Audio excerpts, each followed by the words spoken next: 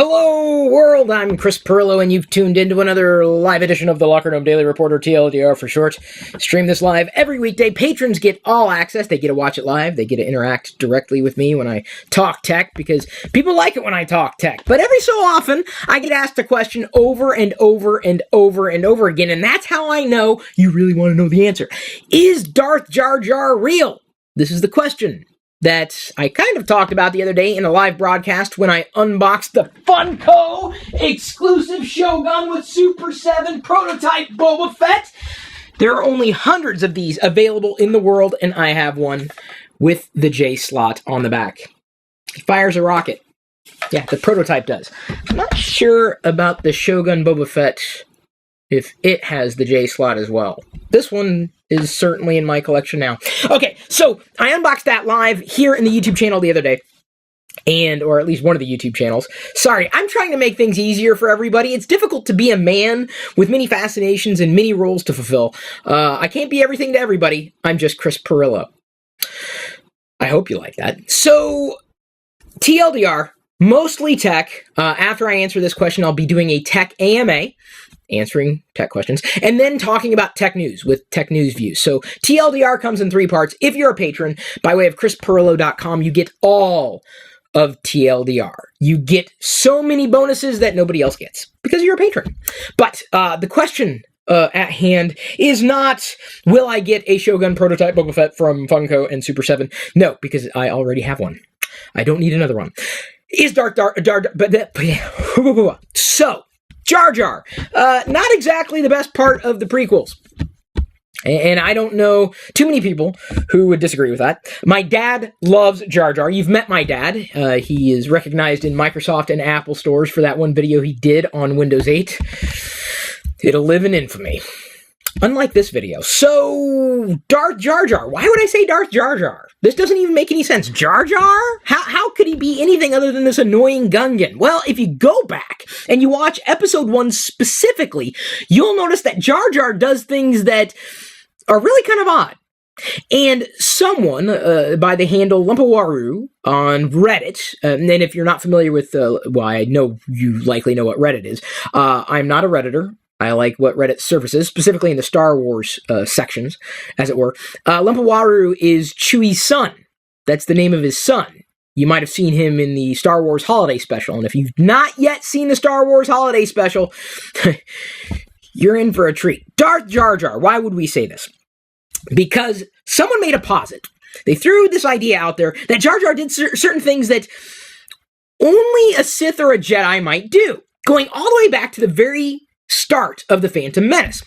You might remember when they were going off to the Gungan city underwater, Jar Jar jumps up and he does this spin that looks terribly complex. Why is he doing that? He's showboating, I suppose.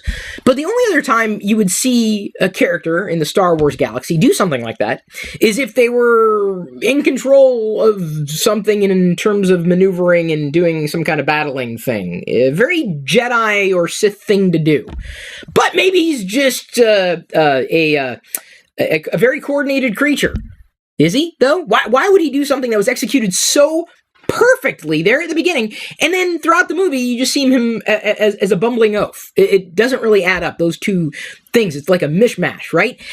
So that was odd, but I thought, okay, well, it could just be that he was talented in high school, if Gungans had high schools. I don't know. Maybe there are no high schools on Naboo.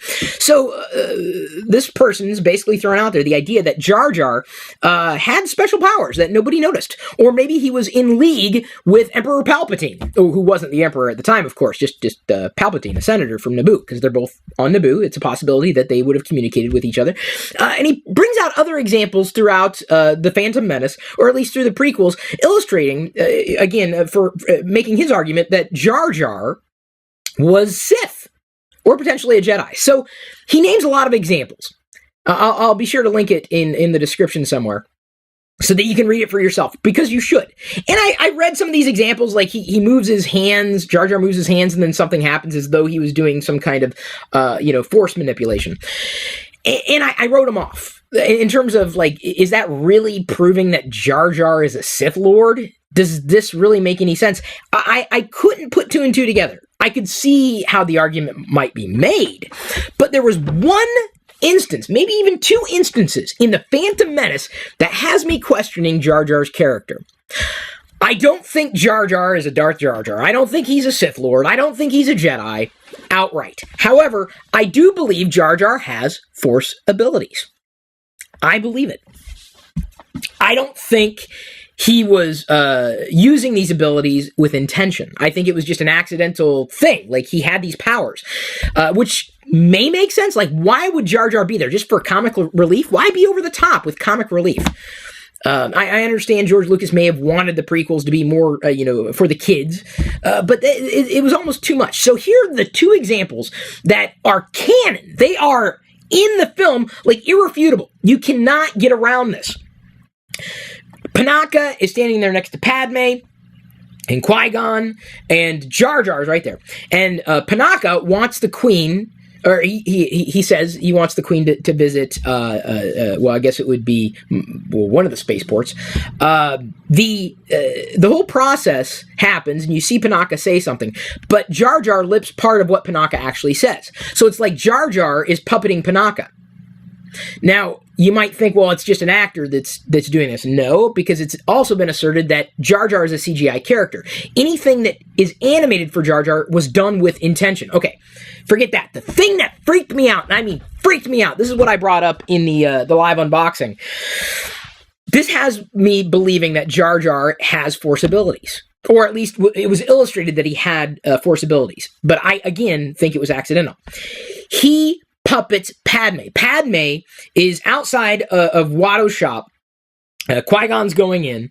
And Anakin, of course, is inside with Watto. This is where we first meet Anakin Skywalker. Padme basically says, well, I don't approve. Because she's speaking as though she's not the queen at that time. Remember, there was a little bit of subterfuge. And if you haven't seen the movie, I am issuing so many spoilers here. Padme basically says, well, I don't approve. And she kind of sits down, like very, very disappointed.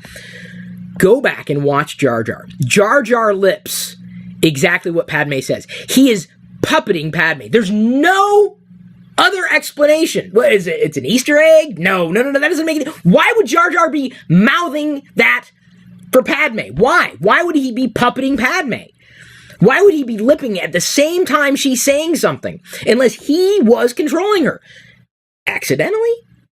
On purpose? I want to chalk it up to Jar Jar's thinking something else. And I don't think he's a bumbling oaf with on purpose. I think that's just a part of his character. I don't think it's a part of the drunken monkey style, upon which a lot of Jedi or Sith types of gestures or mannerisms, might be attributed to the Shaolin monks, specifically drunken monkey style. Again, you've got to read it to figure out where I am here with this whole argument. He clearly lips what Padme says. I mean, there's no question.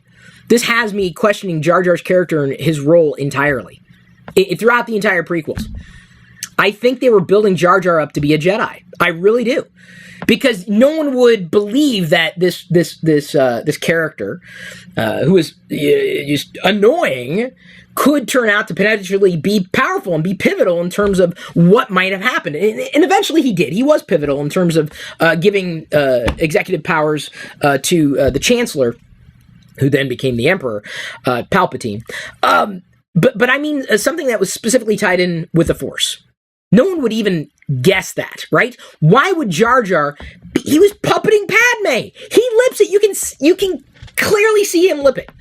I don't think this makes him a Sith. I don't think it makes him a Jedi, but I do believe he is Force sensitive. I do, and that is why. Forget any other evidence that was surfaced by anybody. I don't care if it was on Reddit or anywhere else. That one example where he's puppeting Padme says it all. I'm like, dude, that was he was doing something. We don't know what. We can't question if he did it. He did it. We don't know why. So why? Not how. Why? I don't think Darth Jar Jar is real. This doesn't change my perspective on the prequels. I still enjoyed them for what they are. But I believe there's a deeper story with Jar Jar. I really do. I mean, I don't think they're going to, bring him into the future arcs. I think that would be a catastrophe in the making. I think we've seen enough Jar Jar, but it's got me wondering. Isn't it amazing? Years later, you just discover something like this and it changes your perspective. Weird. Everything else is circumstantial. You can look at it and say, oh yeah, I believe. I believe there was more than meets the eye with Jar Jar. Not saying he's a Transformer, not saying he's an Autobot or Decepticon at all, but I think it was accidental. I think he's got Force powers. I really do, because of that one less than 5-second clip. You watch it over and over again, you'll freak out. You will freak out. Like me, freaking out. Like today, I haven't been able to do anything all day. I am still in my pajama bottoms. Why? Star Wars Battlefront. I finally got on Twitch with the Xbox One. I broadcasted and played through a couple of the levels. I got early access, gave away 10 early access codes to people, supporters who were paying attention, because I said, hey, if you do this, then I'll send you one of my redeem codes. So a few other people were quite happy. I'm on Twitch. I have 100 people who actually care. I don't know. I don't think anybody in my community cares as much as I might about that. But, I'm now on Twitch. And Star Wars is it, probably. I mean, I like a lot of the classic, easy, casual kind of games, but Star Wars will absolutely pull me in every single time. Don't even ask about, Fallout 4? I don't care. It's not my thing. It's not my fandom. Halo? Cool. I've played it a few times. It's not my fandom. It's not my thing. Star Wars is my thing. So now that Battlefront's out, this new game that everyone's just going nuts for, I'm in. I played for an hour today. And then I left it running, so I lost another one of my 10 hours access. Like an idiot. You can play it early on Xbox One, or at least with the EA subscription before it's available on the 17th. I don't have a Star Wars Battlefront package. I don't have anything. I'm getting the Battlefront, the Star Wars Darth Vader PS4 that I'll get here on the 17th. I'll unbox it live. We already have that video link we've been sharing. We're giving one away on go.tagjag.com/free points if you want a Star Wars Battlefront PS4. So I may play on that. I don't know if I'm going to continue to play on the Xbox, because then I'd have to buy the game again to play it on another platform. But I'm honestly, I'm happy with the console. I pick it up, put it down, plug it in, I'm good. I don't want to manage a new computer. And I know the Xbox is a computer. Don't get me wrong. It's a Windows 10 computer, especially with the update they rolled out today. Just assume. People were surprised. They said, I can't believe Chris is on Twitch. I can't believe I'd ever see the day that Chris would be on Twitch. How could you not believe that? Star Wars gets me to do anything. Anything. You want to motivate me. That's it. They just slap a Vader on it. If you like it, then you better slap a Vader on it. If you like it, then you better slap a Vader on it. It's Vader fun. Fodder fun. Thank you, everybody, for asking the question. Hopefully, I fleshed it out specifically for you today in TLDR. I've got to move on to some tech questions, folks, because some people are just, that's all they want. I want a mini thing. I don't think there's a problem. I can't wait to get back to twitching, though. I gotta... After I shower, I will get back to maybe more gameplay. Maybe. It's a possibility. And I'll upload that video. Possibly to the Geek Lifestyles channel, the channel that I'm broadcasting this live into. Of course, you should all the channels. I assume you subscribe to all the channels that I put out there. But thank you for following along. I am going to move on to the AMA portion of TLDR right now, then talk about some tech news. Huh? Does that sound good? All right, let's go with some more tech, everybody. If you're a patron, that is. Everybody else, well, then you could watch some other free stuff. But right now, it's time to help support the people who support me at ChrisPirillo.com. Today's free podcast highlight was brought to you by all of my active patrons from ChrisPirillo.com. If you want access to the full TLDR episodes, both audio, video, past, present, and future, which can be up to an hour long or longer, with even more tech insight from me every weekday, plus other bonus content without ads, and supporting me at the same time, you can sign up to become one of my supernomies too. This is just a brief taste of what I'm producing for you daily. Again, get more through ChrisPirillo.com.